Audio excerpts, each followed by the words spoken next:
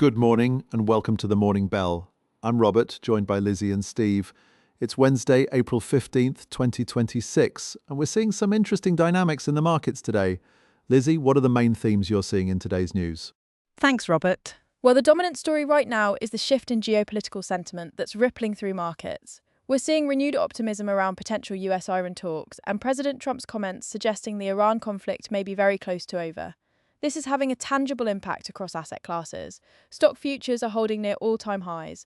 And interestingly, oil prices are pulling back on the prospect of fresh peace talks, with the Hormuz Strait situation potentially easing. At the same time, we're seeing strong earnings from major banks. Morgan Stanley's trading revenue exceeded expectations by $1 billion, and Bank of America's CEO is describing the consumer banking environment as healthy. There's also notable movement in the crypto space, with Goldman Sachs filing for a Bitcoin ETF and Bitcoin ETFs posting 412 million in inflows. The market seems to be in a cautiously optimistic mood, looking beyond immediate war concerns. That's quite a shift in sentiment from just a few days ago. What does this mean for traders and investors right now? The key takeaway is that we're seeing a risk-on environment developing. The Nasdaq just logged its longest winning streak since 2021, which tells you that growth and technology stocks are finding their footing again. For traders, the important thing is to watch how these peace negotiations progress, because any setback could trigger quick reversals. The banking sector strength is particularly encouraging because it suggests the underlying economy remains resilient, which supports the broader market rally. We're also seeing interesting divergence in commodities. Gold remains elevated even as geopolitical tensions ease, which suggests investors are maintaining some safe haven positions. From a positioning standpoint, this is a market that's rewarding selective risk-taking rather than broad defensive postures. The fact that major institutions like Goldman are moving into Bitcoin products also signals that crypto is becoming more mainstream in portfolio construction. How are the major indices looking from a technical perspective? The S&P 500 is approaching what technical analysts would call overbought territory after this swift rally. But importantly, it's not there yet. We're seeing the index hold comfortably above key moving averages, which is constructive. The Nasdaq is showing particular strength, benefiting from the rotation back into growth names as rate fears subside. The Dow is performing well but lagging slightly, which makes sense given its heavier weighting toward industrials and more cyclical names. What's encouraging is the breadth of this rally. We're not seeing just a handful of mega-cap tech stocks doing the heavy lifting. Market internals suggest participation is broadening, which tends to support more sustainable moves higher. That said, traders should be aware that we're at levels where some profit-taking wouldn't be surprising, especially heading into the weekend. What should investors be watching most closely in the days ahead?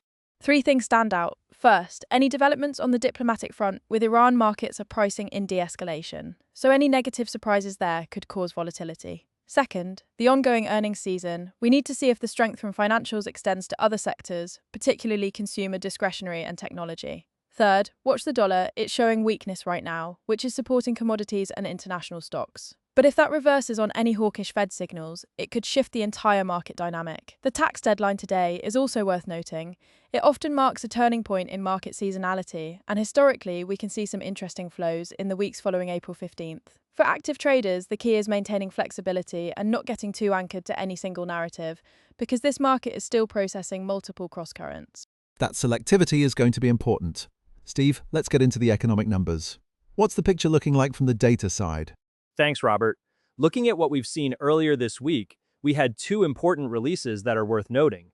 The Producer Price Index came out on Monday, April 14th, and it showed actual inflation of 0.5%, which was actually below the forecast of 1.1% and matched the previous reading of 0.5%. This was a notable miss on the downside, suggesting that pipeline inflation pressures may be moderating more than expected.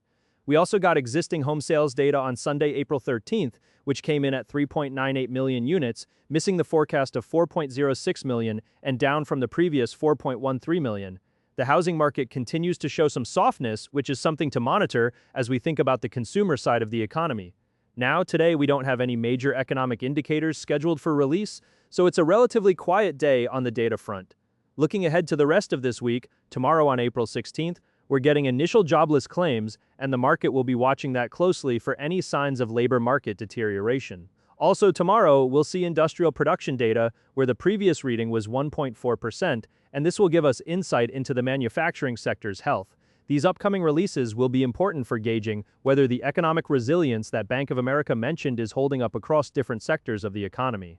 Thanks, Steve. That housing number is definitely worth watching. Lizzie, let's shift our focus to value opportunities. What's looking attractive right now for value-oriented investors? Robert, I want to highlight Nu Skin Enterprises, ticker NUS, which is presenting a compelling deep value opportunity in the consumer defensive sector. This company is trading at an extraordinarily low PE ratio of just 2.4, which is remarkable for a profitable business. The price to book ratio is 0.46, meaning you're buying assets at less than half their book value. What really stands out here is the combination of value metrics with quality characteristics. Nu Skin has a return on equity of 22%, which shows management is generating strong returns on shareholder capital, and a profit margin of nearly 11% demonstrates operational efficiency. The free cash flow yield is an impressive 24.21%, meaning the company is generating substantial cash relative to its market cap of $375.7 million. They're also paying a dividend yield of 3.15%, so you're getting paid while you wait for the market to recognize the value. The debt-to-equity ratio of 38.33 is manageable, and they maintain strong liquidity with a current ratio above 2. Those are some striking numbers. What's the investment thesis here, and what risks should investors consider? The thesis is essentially that the market has overly discounted this company's fundamentals. When you see a PE of 2.4 combined with 22% ROE, there's typically either a significant business problem the market is worried about, or it's an overlooked opportunity. In Nu Skin's case, being in the direct selling consumer product space, there may be concerns about the business model's long-term viability, but the current cash generation suggests the business is still functioning well. The EV to EBITDA ratio of just 3.03 indicates you're paying very little for the company's earnings power. For value investors following Graham-style deep value or looking for cash flow opportunities, this checks multiple boxes. The risks to consider include the sustainability of the business model, potential regulatory challenges in direct selling, and whether the low valuation reflects a value trap rather than a genuine opportunity. Investors should do thorough due diligence on the company's geographic mix, product pipeline, and distributor trends. But for patient value investors willing to do the work, the margin of safety here appears substantial, given you're buying profitable operations with strong cash generation at a significant discount to book value. That's a thorough breakdown. Now let's talk crypto, Lizzie. What are you seeing in the digital asset space, and what's the outlook for next week? The crypto market is showing bullish momentum, particularly for Bitcoin and Ethereum. Bitcoin is displaying what analysts are calling bull market behavior. We saw it briefly touch $76,000, though there's debate whether that was a bull trap or genuine breakout attempt.